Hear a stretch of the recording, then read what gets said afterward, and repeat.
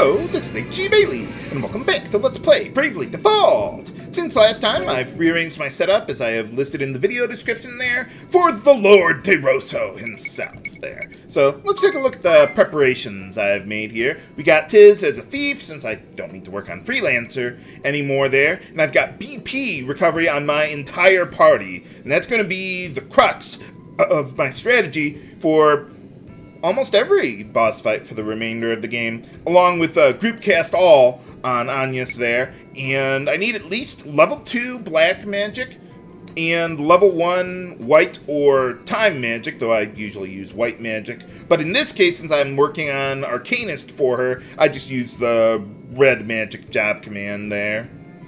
And let's see, with Ringabel there, yeah, pretty standard there. And pretty standard setup there for Edea, too. Although I've got singing now, so that way I can use Love Power now that I've got 2 party members who will use their physical attack command for their primary damage there. Also, you might notice that with Agnès, I have no speed boosting abilities or equipment on her.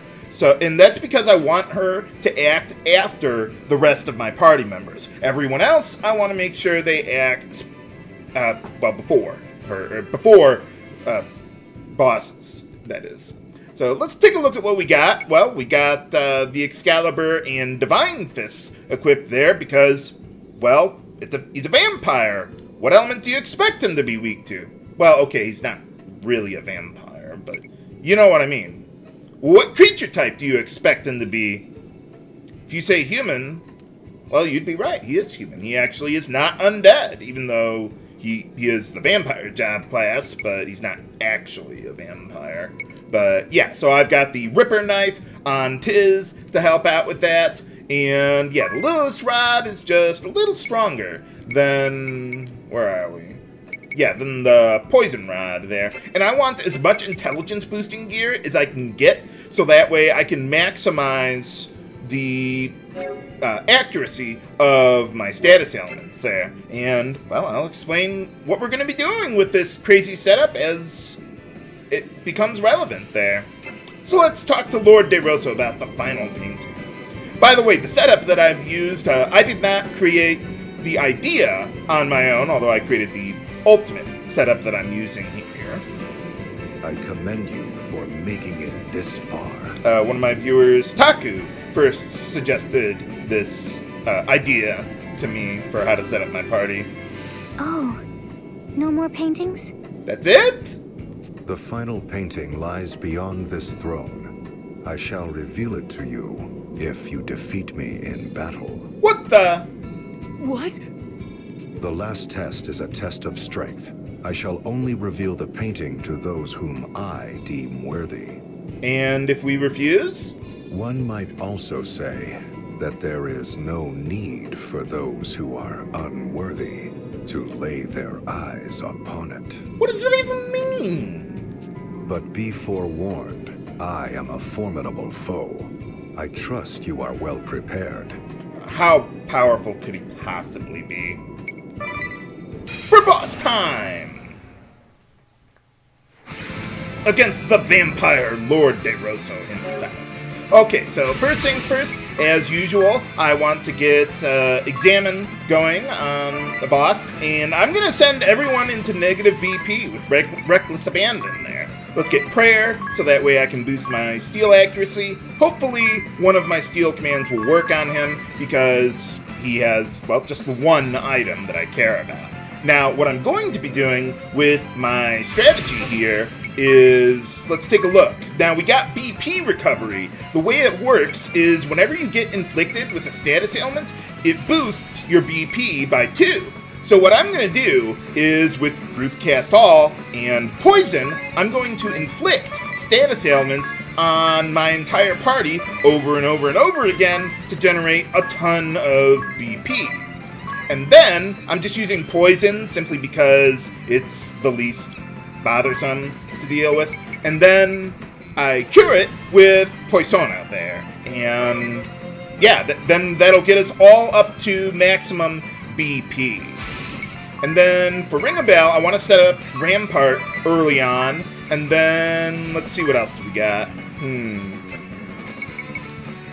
know, I wasn't thinking about this before I started recording here, but, you know, I could... No, wait, I don't want to do that. I was thinking about using the Drain Magic Sword or the Blood Sword or whatever there, but no, I actually don't need to do that. Let's just go with Giant Slayer to get in a little extra damage there. And then, let's see, with Edea here, let's get double... Where are you? Yeah, double love power on the entire party to max out my physical attack stats there. And then I'll just use Chi-Gun Wave because I have nothing better to do here. Let's go! So yeah, now we can fight bosses a lot faster than before because I don't have to constantly spend every round having my party default until we get up to maximum BP before I actually start doing anything remotely useful. Ow.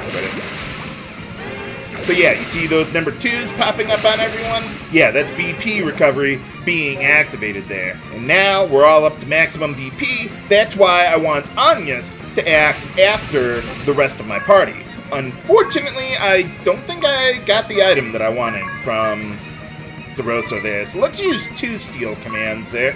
Then we'll go with Godspeed Strike, and I should deal pretty close to max damage with that, exploiting the human creature type. And Mimic, the Godspeed Strike there. Agnès is going to do the same thing as before. She'll be pretty much doing that for the remainder of most boss fights for the rest of the game. And make sure you're targeting your party members, not the enemies with that. Sometimes it can be a little tricky to keep up with all that in your head. But let's see. Okay, so we got Rampart. I want to use that for Tiz there. I don't want to risk anyone dying. And then I want to use Giant Slayer first before I reduce the boss's HP there, because it deals more damage if the boss has more HP than I do. Although that's really not important right now, but it's just a good habit to be in there. And I want to use Heart Strike for my main source of damage here with the Excalibur there. And then, let's see, Edea, let's go with triple pressure points. And then, let's see, a good Chi-Gun Wave to top it off. Hey, alright, we got double Mega Lasers from him that I'll never use. Or at least not for a very long time. But yeah, if you can exploit either a creature type or an elemental weakness, you can get pretty close to max damage with any BP ability. Well, okay, not Heart Strike there, but I have other plans for Ringabel in the near future. But yeah, get all of our BP back there, and yeah, I mean, we've already got him halfway down on his HP there. Okay, so now I don't need to worry about stealing anymore. So let's just go Godspeed Strike, triple Mimic. Okay, and let's see. Yeah, same thing as before here. What did he even do in the last round? I wasn't even paying attention to that. I just kind of do my own thing now for a lot of boss fights. Let's see. Oh, he probably attacked Agnès there. Okay, I don't have to use Rampart for just one party member, but I like playing it pretty conservatively because if she dies, everyone is going to be stuck in negative BP at the end of the round, and we're pretty much dead, so don't screw up! But yeah, this is pretty much the best way that I have found to generate BP and deal massive damage in the game. Although I'm still going to do some more things with Ringabel. But as far as Tiz and Edea go, they're about as good as they're going to get. Eventually, I'll be able to get them strong enough to where they'll definitely deal max damage all the time. Wow. I was going to say I'm not extraordinarily worried about that, but, well, yeah, I really aren't. Holy cow, I've never seen that miss like all my party members. That's supposed to damage you for, what is it? Oh, we've almost got this guy. Yeah, just auto battle the rest. But yeah, it's supposed to deal damage equal to 75% of your max HP. Holy cow! Who do you think you are, Diablo? How can this be? The immortal Lord DeRosso has been defeated? Well, not so immortal then, are you? Though some people were saying they actually do explain how, or at least they strongly imply how he got, or became immortal there. But, alright. Hey, more Mega Elixirs. Too bad I don't need that JP anymore, but, oh well. I mean, I guess Agnès kind of needs it a little bit. But yeah, I hope you like seeing that strategy, viewers, because you're going to be seeing it for pretty much the rest of the game.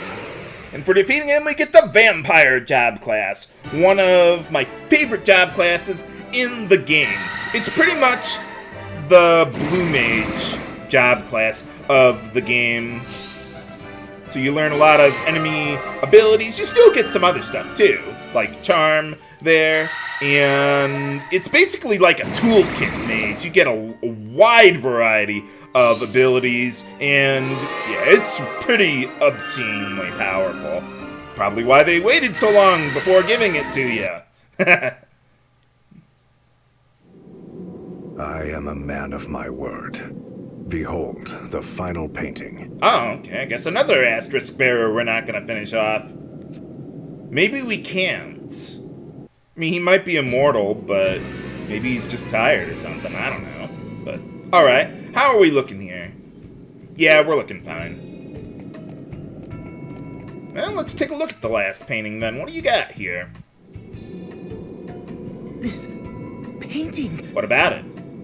It is the angel descended from the heavens during my final battle against Juliana. What angel? An angel? When we last did battle 1800 years ago, the battle raged 100 days. The mountains of Norende rent asunder. Well, holy cow! Knowing the battle was reaching its end, I mustered the last of my strength to cast my greatest of spells. As my final attack surged forth, the angel did descend from the skies over Norende. Are you sure it was an angel? Did they have wings? Verily so, for there are no other words to describe her. For a moment, Juliana and I stood captivated. Okay, what does this have to do with anything? Before we realized it, our struggle was forgotten. We both tended to the angel. Ah, that's unusual. But the angel lost her light. Her wings were shattered and her body torn asunder. There seemed little hope she would live. Nuts. When she came to her senses, she trembled with fear. Yet with little remaining strength in her body, she made unto us an appeal. What appeal? What did the angel say to you? You're not gonna tell us, are you? Ere she passed from this world, she slipped in and out of consciousness over many a day. In between ever-growing periods of unconsciousness, it was all she could do to mutter incoherently. Ah, well, that doesn't help us at all then, does it? A trap most vile, such a fool am I, the warriors of light, if it's not too late. These she would repeat over and over. Does that ever happen, like, in real life when someone is delirious and they just start shouting random things without even thinking about it? I don't know. I've never seen anyone like that, or in that condition. In real life, I mean. When she did come to her senses, she would speak of the calamity that had befallen her. Well, yeah, that would be obvious. She spoke of how Luxembourg was on the brink of doom, and spoke with precision of the events that has heralded its coming. Well, that didn't seem to work out too well. Or at least it worked out well for us. We've been around for quite some time since then. She herself was surprised to find that she knew of details of our past, and events of the future as well. Ah, The struggle between the old faith and orthodoxy. The tragedy that would befall my family. my immortality, even events of the distant future. The distant future? So, what did she have to say to you guys? Yes, for the angel spoke of events that have not come to pass even now. Events that await you in your future. In sequels? She told of a bringer of evil who would appear in the guise of one friendly to the Vestals and seduce them into unleashing chaos in the name of awakening the crystals. Well, that could be anyone. There's a lot of people who have been helping us out to awaken the crystals. This evil one would destroy Luxembourg by piercing the boundary that protects this world. Okay, then how did they get here to begin with? And the opening of a great rift that sunders the earth shall herald its coming. The Great Chasm. Oh. The angel told of many other omens ere the great chasm would open. The light of earth shall raise up the north, and a deathly plague shall cover all the lands. Then shall a great rift rend the earth. Well, there's quite a bit of a timetable between all those events. She then entrusted me with a certain task, one that only an immortal such as I could fulfill. You're not going to tell us what that is, are you? What sort of task could only an immortal fulfill? Live forever? That I cannot say, for she swore me to secrecy. I'm not really sure why, but it makes about as much sense as why people don't explain anything in the rest of the game. But thereupon she quietly passed from this world.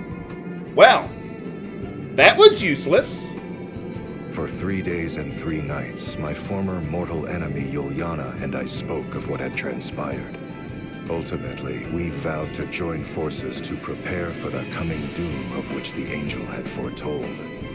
Well, you have all to benefit from that, being immortal and all. So what, that's it? No further explanation of what's going on? No, that's pretty much it. Thanks for the help, Lord. Okay.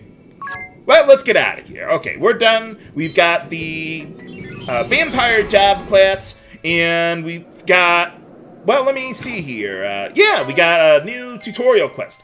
Genome abilities. Those are the blue magic spells that the vampire job class gives. Works just like Final Fantasy V, for the most part, I think. Where you get hit by an enemy ability, you learn it. Pretty simple there.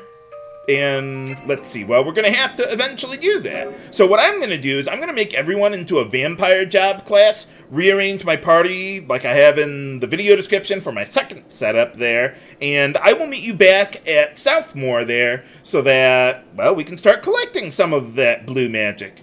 I'm just going to call it blue magic. That's what it is. I mean, genomes, whatever. I know it's a Final Fantasy IX reference.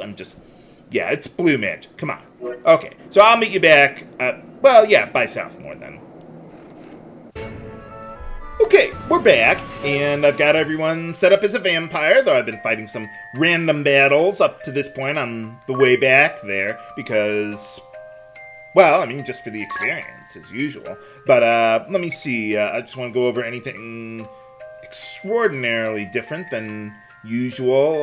Let's see. Yes, yeah, with Edea, we've got the natural talent passive ability from the monk job class, from mastering that, and in order to take advantage of that attack power, I've also equipped Knuckle Lore on her, so that way she can fight bare-fisted like that, and yeah, look at that attack power boost.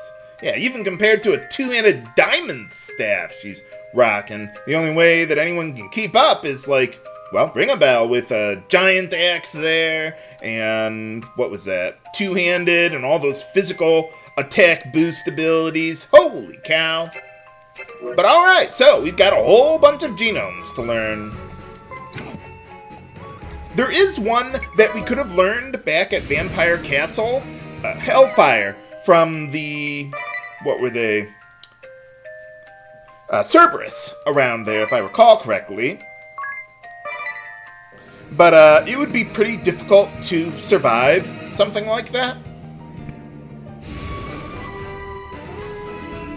So I'm going to save that for later when we're going to run into it anyway, and it's not really a good genome, but I'm going to learn all of them except for like the ones you learn from Nemesis. Though I may take a moment to take a look at them, but I'm not going to do it right now.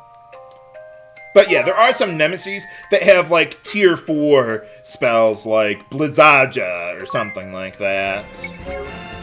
But alright, okay, so now, let's see, I want to boost the encounter rate, and I am looking for a sandworm around here. So if I find it right away, great. If not, I'll meet you when I do.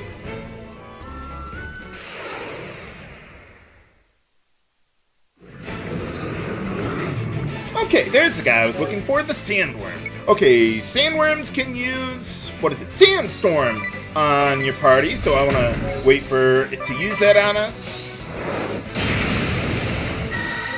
And boom! Well, it kind of went a little fast there, but you absorb the genome there, so now we can use it ourselves, even in the same battle there. So that's pretty nice. But I don't really care about that specific ability. But it is there. Let's see. Quadruple Stomp, that ought to be more than good enough, eh?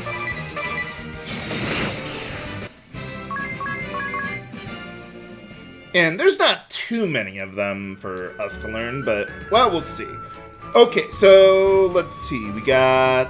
Yeah, let's go to the Miasma Woods, or Miasma, or however it pronounces it. Let's see.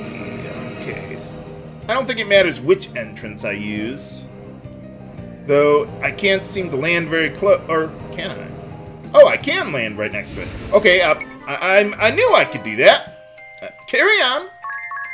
But yeah, I've got the Vampire Job class on everyone, because, well, not every one of these genomes are going to be multi-targeting like that. So, yeah, unlike my Final Fantasy V LP, I just want to see the ability, someone get hit with it, and move on with life.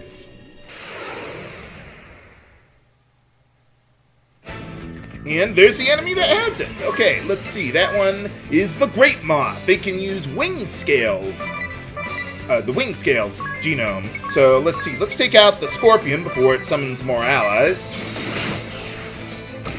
And then we'll just default until it uses the ability I want. Oh, or we could just get confused by it. Why not? Okay. Well, I guess you have to not get confused by it or something. Okay. Let's see. Well, I do have Shell. I could boost the magic defense of my party members, and that would increase the likelihood that we would resist it.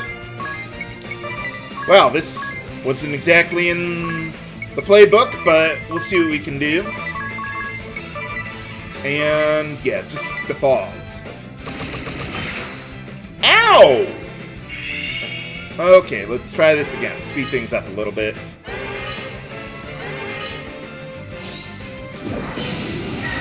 Haha! There we go. I think you could even run from the battle if you wanted to, after you've learned the genome, but I don't particularly care to do that. Just finish things off, move on. Okay, let's see. The next one, we need to go to the Florin region. So I'm going to learn as many of these genomes as I can now, except for Hellfire, like I mentioned there. Let's see. Well, let's go somewhere close to home here. Okay, and yeah, let's take a look around.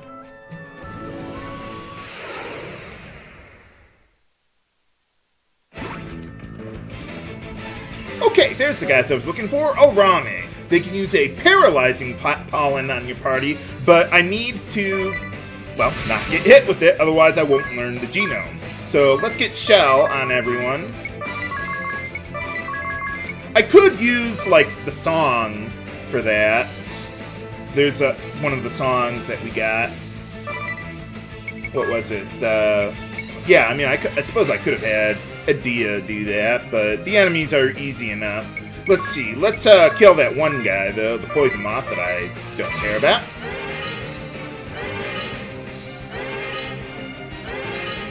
So we need them to use the ability and then resist the status. Well. Oh, well, good. Got him. Good job, guys. Go team. But yeah, let's finish them off now.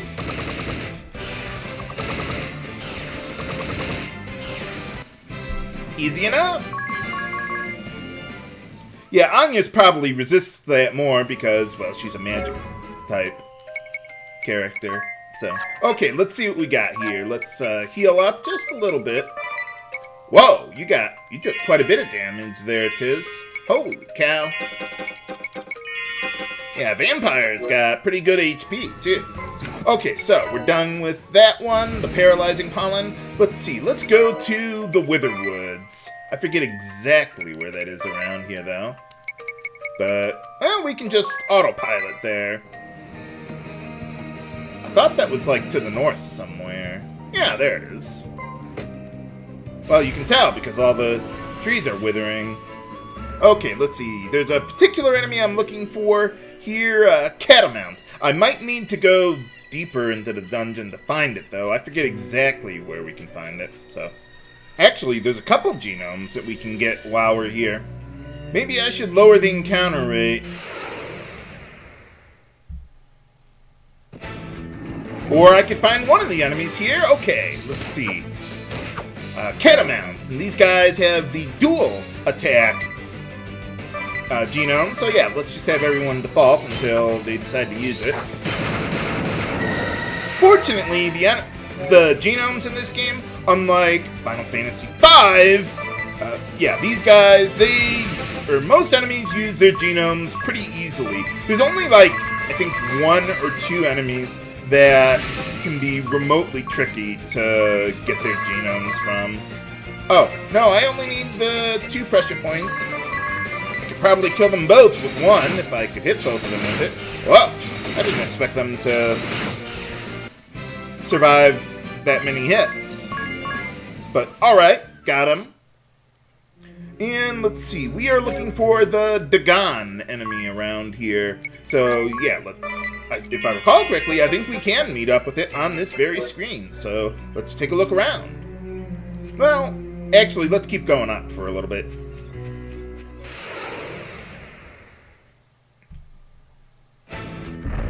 Ah, well, there it is. Okay, Dagon. Let's see, he has a fireball genome, and that one is actually useful. So, let's see what we can do. Ringabel. Let's take out the stragglers from the Blood Rose Legion. Are you gonna attack us or not? Okay. Wow, I'm surprised you can still hit us remotely hard. Haha! Got it. By the way, there is one genome that I recall having trouble learning called Tornado. I don't think there's anything really special about it as far as like a status element or something that would prevent you from learning it, but for some reason, with that particular one, I don't always learn it upon being hit by it. If you know why that is, let me know. Usually what fixes the problem is saving and reloading or resetting, and for some reason, then I'll be able to learn it. But I don't know why. And I think there's a couple other genomes that are like that too, that are just trickier to learn than you would think they would be. But yeah, Tornado's the only one that's consistently given me problems. There's like a couple others that sometimes I've had trouble, sometimes not. But, well, so far we're doing pretty good here, other than, you know, resisting a status ailment if they try to inflict that on us. But yeah, that's usually not really a problem. Maybe I should think about using singing to aid with the magic defense against that, but, well, we'll see. We've only got a few more genomes to go, and then we'll be good to go. Oh, by the way, we have that tutorial quest. Let me take a look at that real quick here. Okay, so where is it? Encyclopedia, abilities. Yeah, we got Genomes here. And the one that we just got there, Fireball, is really good. It ignores physical defense and it's fire elemental. That's huge! Although I don't use that one specifically that often, but it's still very useful because there's quite a few bosses that are weak to fire, and you can easily hit max damage with that. And we finished another tutorial quest. How many more do we got?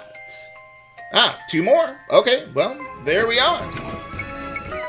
But yeah, we just got a few more genomes to get, and, well, that's pretty much everything we can do in the entire world. But what awaits us there at the Holy Pillar? Find out next time on Let's Play Bravely Default. This is H.G. Bailey, signing off. Have a good day.